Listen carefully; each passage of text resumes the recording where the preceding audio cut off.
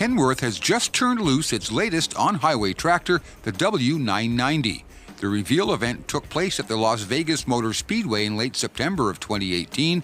The crowd gathered for the event loved it, but the reactions on social media seemed a little less than enthusiastic. I took a couple of trucks for a short drive the following morning.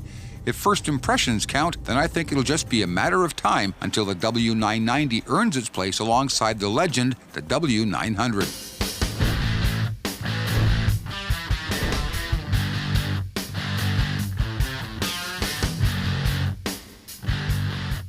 The W990 will be the eventual successor to the legendary W900, which has been in production since 1961.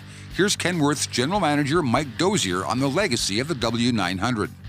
So as we look back at the W900, a legacy that is almost 60 years in the making. 1961, the first W900 was produced. But it came about at a time where drivers latched onto it. It's become a true icon within the industry, and I think, again, allows drivers to feel that sense of pride, express themselves in the customization that goes into it. And so that raised the bar and made it incredibly important for us to get right what will be the next generation of W900. Fans of the W900 will be happy to hear that Kenworth has no immediate plans to retire the thing.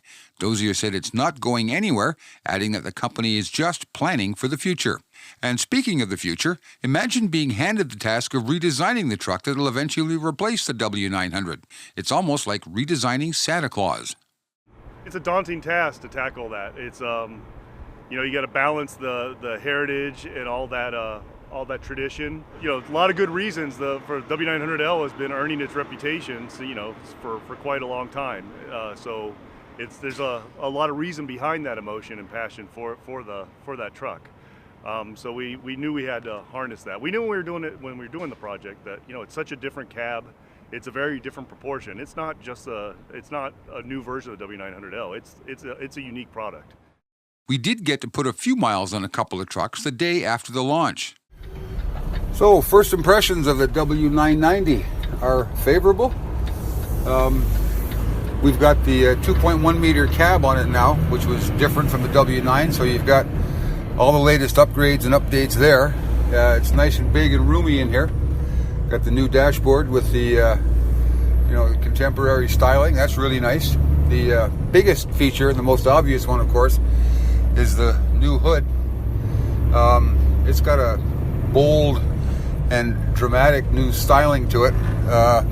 Some folks who are W900 fans may have a bit of a hard time getting used to it, but it does catch the eye pretty successfully. It's a really neat looking concept, and interestingly, what's conspicuously absent are the big air cleaners on the outside and the noise that they used to make. I can remember driving these things with Cats and Cummins, and you could just hear that whistle all day long. If you like that, you may miss it. I found it annoying after a while, so I'm not sorry to see it go. We've got these new stainless steel air intakes on the side of the hood, highly stylized. It does create a much quieter cab environment as well, and doesn't look too darn bad from the outside either. One of the most notable things I think I mentioned earlier was the quiet in here. We did a couple of iPhone sound meter tests and got readings that were 67.4 and 63.5. Quite a difference there, but I think the 63 came at a moment where we were probably coasting and not using any power, and therefore not making any engine noise. But at 67, this thing is quieter than my car. This one's got the T680 style mirrors on it, which I've liked from the beginning. They're lower than they used to be, so you can actually see over the top of them. Doesn't create that big blind spot on the right hand side. The doors, both sides, have a nice big cutout so you can see down low to the road, and that really helps over there on the right hand side with your typical blind spot. It almost eliminates that. Biggest blind spot, I would say, is right over where the air filter is. The hood's got a fairly tall hump there. You'd have to be cognizant of that, but it's certainly not going to be a problem. I don't think too many of these trucks are going to have those rookie sticks out on the fenders. Visibility is great. Noise level is fantastic. Really nice ride, nice handling, and highly maneuverable given the size of the hood on the thing. And that's my first impressions of this W990. Driving it here for the first time this morning in Las Vegas after it was launched last night. So those are a few of my preliminary observations about the new W990.